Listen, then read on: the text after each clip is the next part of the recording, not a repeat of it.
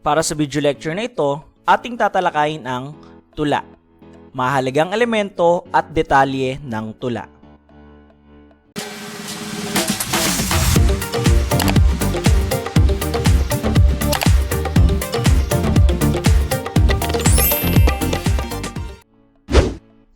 Ang tula ay hindi lamang isang anyo ng sining. Ito ay isang paglalakbay sa puso ng kulturang Pilipino. Isang daan para maipahayag ang damdamin at karanasan na sumasalamin sa kaluluwa ng bawat Pilipino. Ang tula ay isang kaayusan na mga salitang magkakatugma na pahayag ng mga katotohanan, kaisipan at damdamin sa paraang maguni-guni, mabuti at di ordinaryong pananalita na may katangi-tanging kariktan ng kaisipan at pananaw. Likha ito ng isang makata.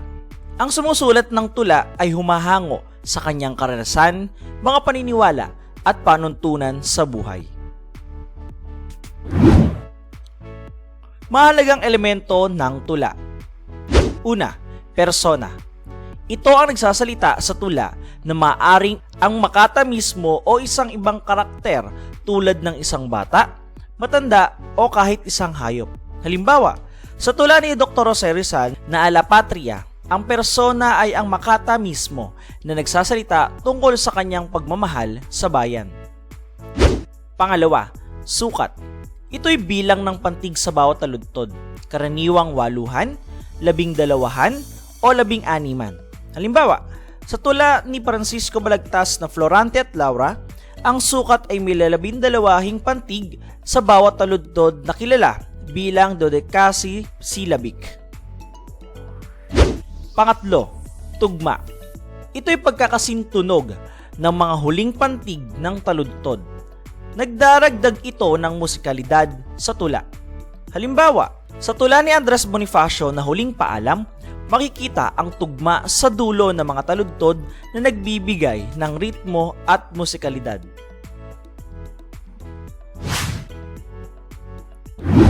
Pang-apat, talinghaga. Paggamit ng tayutay o matatalinhagang pahayag para sa mas malalim na damdamin at kahulugan. Halimbawa, sa tula ni Amado B. Hernandez na Isang Dipang Langit, ang talinghaga ay makikita sa paggamit ng mga simbolo tulad ng langit na kumakatawan sa mga pangarap at pag-asa. At panghuli, estilo. Ang estilo ay ang paraan ng pagsulat ng makata. Kasama dito ang pagpili ng mga salita, tono at estruktura ng tula.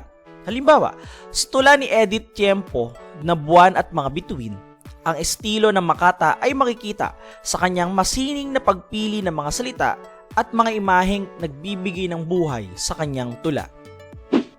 Dumako naman tayo sa detalye ng tula. Una, paksa. Ang paksa ay ang pangunahing tema o ideya na tinatalakay sa tula. Ito ang sentro ng mensahe na nais iparating ng makata. Sa tula ni Jose Corazon de Jesus na Buhay ng Tao, ang paksa ay ang mga pagsubok at hamon na dinaranas ng tao sa kanyang buhay. Pangalawa, nilalaman.